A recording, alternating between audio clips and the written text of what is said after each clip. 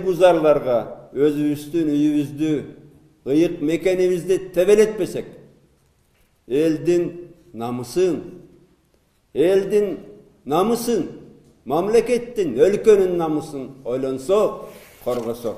Радио Свободаға иштесек дагы, мекенди ойлоп, Кыргыздын намысын коргоп, Шайлообек Дүйшеевде иштесек.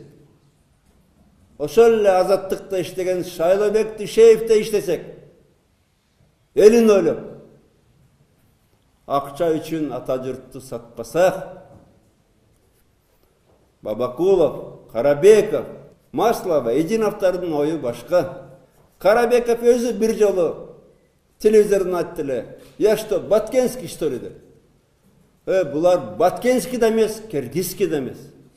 Булардын чөнтөгүнөн экинчи паспорт, же вид на жительство чыгып калса, мен эч кандай таң калбайм. Булар Кыргызстанда айла жок жашап жатышат. Анткени башка жерде мындайлар керек жок. Өстөрүндө толтура. Булар өз жерин жамандап жанын багышат. Өз жерин жамандап жанын багышат. Булар үчүн биздин Кыргызстан тима Киргизская. А бирок кыргыз эли, ар бир кыргыз, Баткенский Исхак Разаков менен, Баткенский Абсамат Масариев менен, Баткенский Исхак Хак менен, Баткенский Эгемберди Эрматов менен сыймыктанат. Баткен менен кыргыз эли түгөнбөйт, керек болсо башталат. Ар бир жери Кыргызстан үчүн, кыргыздар үчүн ыйык. Биз үчүн ошол тима Киргизская, жаркыраган Москва, Нью-Йорк, Прагадан артыгыраак. Ойлосок, жүрөгүбүздө от күйөт. Мына Кисловдор, Широковдор Кыргызстандагы демократияга күйөт эмиш. Анча эле демократия күйсөңөр, өзүңөрдүн мекениңерден, Россиядан баштабайсыңар. Кыргыз президенти Азаттык, Радио Свободаны басмырлап жатат, сот аркылуу акча доолап жатат деп бакылдабай. Анда эле Радио Свободага ичиңер күйсө, ошо биринчи өзүңөр орус мамлекет башларын доолабайсыңар. Кыргыздарга окшотуп, Радио Свобода орус мамлекеттик телеканалдарда бакылдасын. Кыргызстанга окшоп, Радио Свобода орус мамлекеттик радиодон бакылдасын. Өзүңөрдү күскүдөн карап, анан бизге акыл өйрөтпөйсүңөр. Тиякта балыктай болуп тыңпыйып жатышат, бияка келип бизди акыл өйрөтөт. Туз эмчиди. Биз колония эмеспиз. Биз эгеменди Кыргызстан. Кыргыздар бар кезекте, кыргыздар каганат курган кезекте бир топ элдер жок болчу керек болсо. Аны мүмкүн маңкурттар унуткандыр. Биз унуткан жокпуз. Ошондуктан өзүбүз иретке келтиребиз, Кудайга шүгүр. Урматтуу мекендештер, өзгөчө мына журналистке кайрылгым келет. Айрым сасык саясатчылар, журналист сөрөөлөр, Замира Сыдыкова, Бегалы Наргозуев, Нарымбек Идинов сөз эркиндигин коргойбуз, кыргыз журналисттерин коргойбуз деп чуу салып, атайын уюм түзүп, ар кайсы мамлекетке бара калып, өлкөбүздү бүт дүйнөгө жамандап, мазактап жатат. Эми булар өздөрү ким?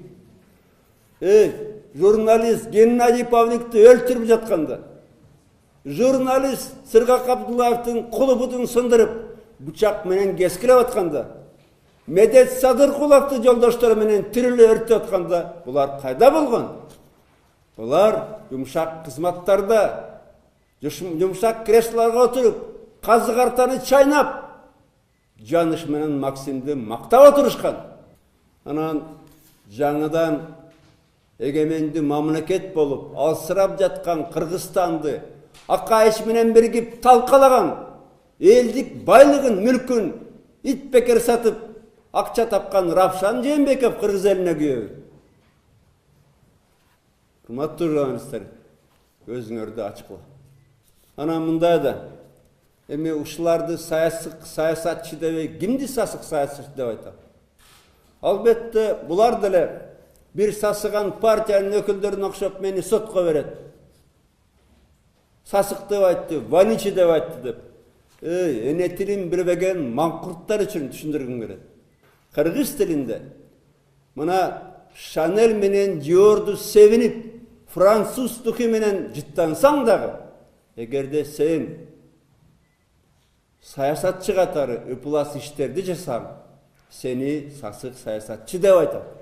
Сен башкарган партияны сасык партия деп айтат. Кыргыз тилин билбеген маңкурттар үчүн айтып атам. Эми булар биригип круглый стол өткөрөт эмиш. Эми абирдүү адамдар мындай менен эл бузарлар менен бир стөлгө эмес жанына жолобойт. Ары басып кетет, ишинен башын чайкап.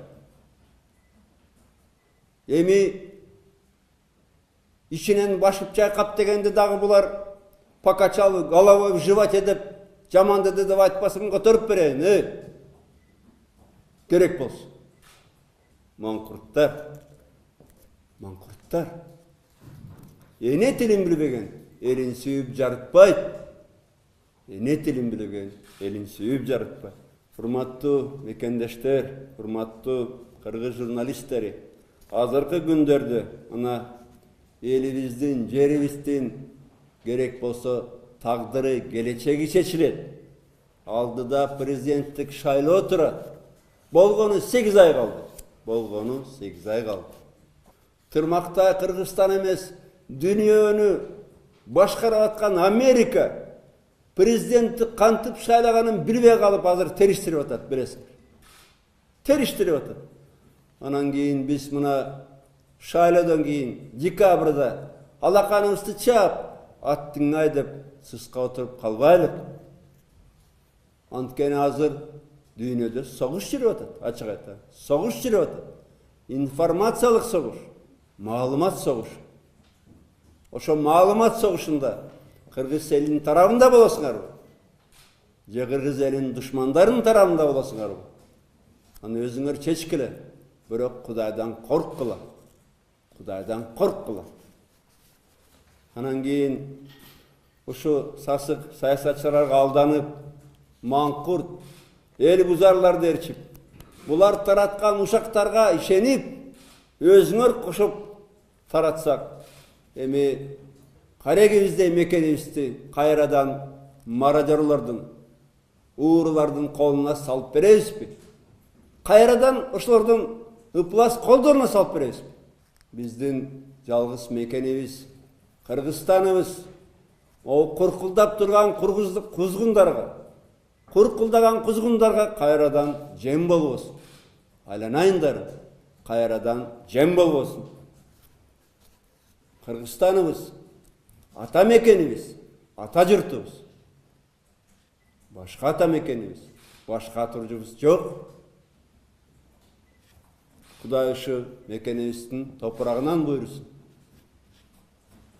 Шондуктан, урматтуу мекендештерим, өзгөчө урматтуу журналисттер, көздү ача турган мезгил келди. Жараткан элибизди сасык саясатчылардан, ушакчылардан сактасын. Жараткан элибизге ынтымак, жерибизге берекет берсин.